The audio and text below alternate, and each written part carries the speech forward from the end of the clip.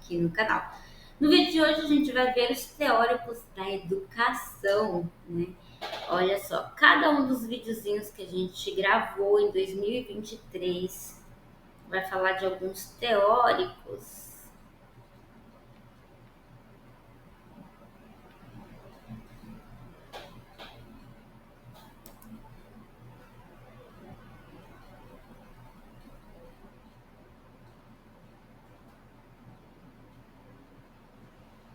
De hoje eu vou falar com vocês sobre o que não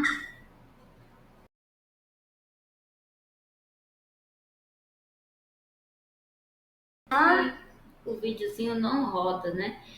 Bem, se vocês prestarem atenção, em 2023 eu tô sem um aparelho e a distal aqui, que já tá fechadinha agora, tava abrindo de novo, porque eu tinha ido lá pra Bahia e aí tinha tirado o aparelho e não tinha colocado a contenção.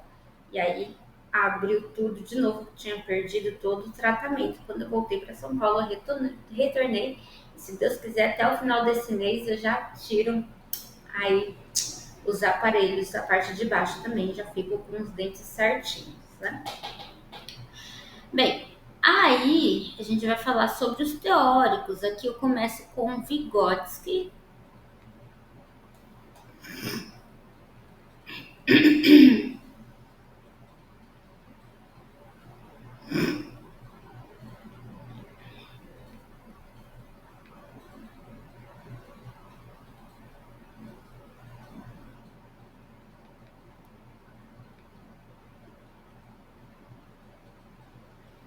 Vygotsky vai falar sobre a zona de desenvolvimento real, proximal e potencial, que a gente usa muito dentro da educação.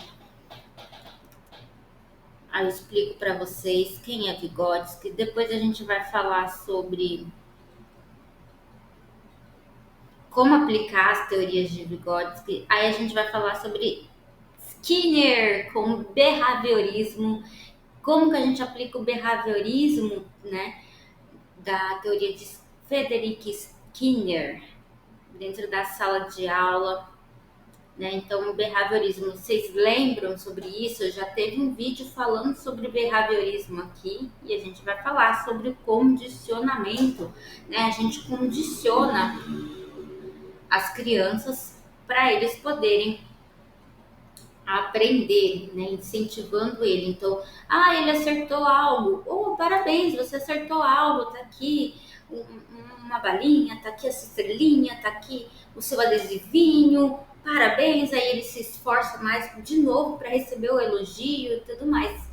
E Skinner fez isso com cachorros e ratos, né? Então o rato pressionava lá a barra e ganhava comida. O cachorro escutava a campainha e começava a salivar porque sabia que seria apresentado um prato de comida para ele. E Skinner fez isso e a gente usa na teoria da educação também. Depois a gente vai falar sobre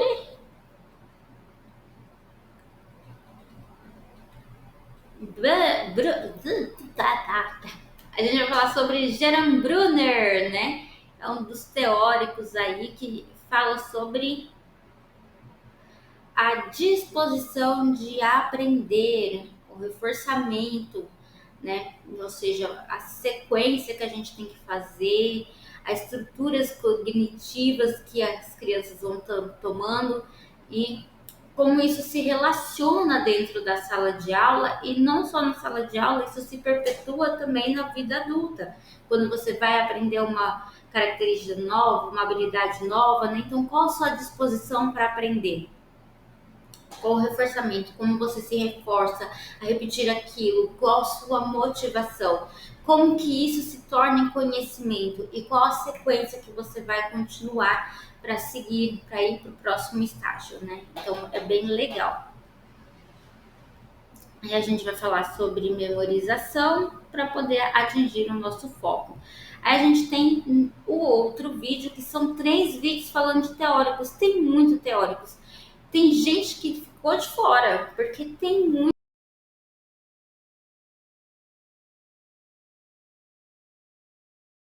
que são importantes. No segundo vídeo, a gente vai começar com Montessori. Eu adoro a Maria Montessori, é uma das teóricas da educação que a gente tem. E a Maria Montessori, que criou o método montessoriano, ela vai explicar ali que as crianças sem ócio, ela não consegue se desenvolver, elas precisam ter material concreto, elas precisam fazer as coisas, né? Então é bem interessante, ela cria todo um método para você poder aplicar as teorias dela. É bem legal. Aí depois de Montessori a gente vai ter aqui, né? Ela fala que os móveis têm que estar na altura da criança. Na prática, o professor O Wallon, né? Henry Wallon. Ah, eu sempre erro o nome dele.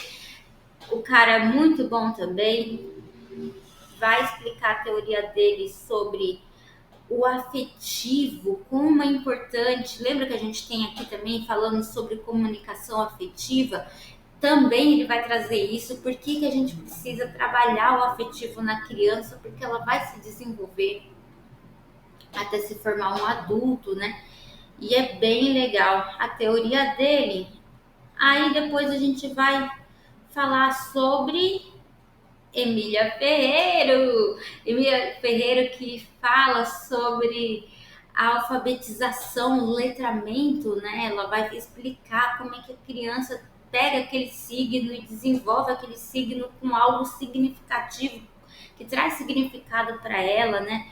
Ela que vai trazer ali a parte da classificação, se a criança está pré-silábica, silábica, alfabetizada, né? É bem interessante a teoria da pixogênese da língua escrita de Emília Ferreiro. Depois de Emília Ferreiro, a gente vai ter... Eu acho que ficou só Emília Ferreiro aqui, no finalzinho. E aí eu volto aqui falando com vocês. Então vamos ver o terceiro vídeo sobre teóricos da educação, né? De quem a gente vai falar? Será que eu vou colocar Paulo Freire? Gente, eu realmente não lembro quem eu coloquei, tem algum tempo já. Mas vamos lá. Brasileiros, é claro que ia ter Paulo Freire, né, gente? Paulo Freire, nosso querido brasileirinho. que nasceu em 19 de setembro de 1921 em Recife, Pernambuco, e faleceu em livros como a pedagogia.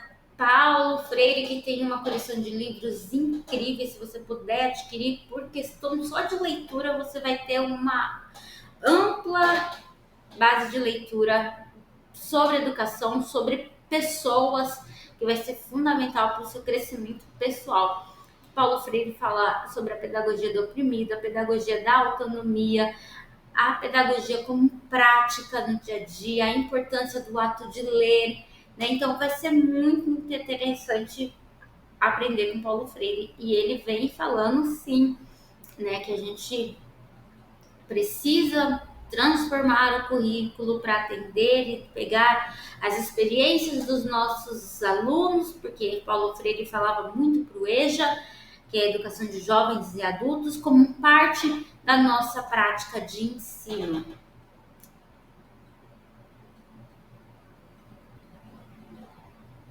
Aí eu continuo falando sobre a teoria de Paulo. Magda Soares, que fala sobre alfabetização e letramento. Ela vai pegar a psicogênese da Emília Ferreiro, vai avançar, vai incluir aqui ela e Emília Ferreiro não se batem muito bem, tá? Assim, elas se entendem, mas uma contradiz a outra, porque a teoria de Magda Soares vai bater de frente com a teoria de Emília Ferreira, falando que não é bem assim que funciona, mas ambas são fundamentais para a gente entender o conceito de alfabetização e letramento. E Magda Soares vai trazer esse conceito bem claro e esclarecido sobre o que é isso, né?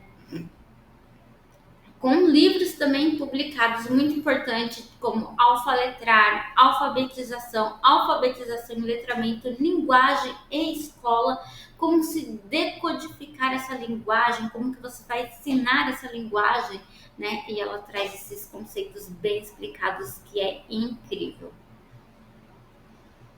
Depois de Magda Soares, a gente vai ter falar de Jussara Hoffmann. Jussara Hoffmann é uma educadora brasileira. A sua teoria é baseada na ideia de que a avaliação deve ser... A Jussara Hoffmann vai falar sobre avaliação. Como que você avalia o seu aluno, o seu desempenho, o projeto dele, como que ele está indo, né? E aí ela vem falar, só que ela não vai bater de frente com aquilo que é a avaliação que a gente conhece como metodista, avaliação por prova, avaliação por classificação, e ela vai falar, bem, não é bem assim. Talvez isso funcione para você classificar o aluno, a posição dele, um concurso, no vestibular, é bacana, mas na escola não é interessante, porque isso não prova que o aluno não sabe, né? E ela vai bater de frente com isso e vai arrasar no conceito de avaliação. A gente aprende buscam cada um a avaliar. Traça o caminho. E vocês podem seguir ela no canal dela, Jussara Hoffmann. As avaliações que a gente faz na escola são avaliações que realmente avaliam o processo do aluno. Normalmente elas estão voltadas ali dentro de um currículo, de uma métrica, É muito legal esses daqui. Bem, tem muito conteúdo, eu aconselho vocês voltarem para lá. Vamos ver só o último aqui falando sobre didática. Voltem nesse conteúdo, assistam, porque vale muito a pena, tá muito bem feito.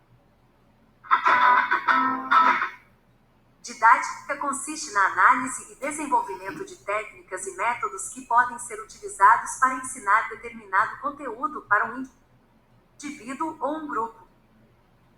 A didática faz parte da ciência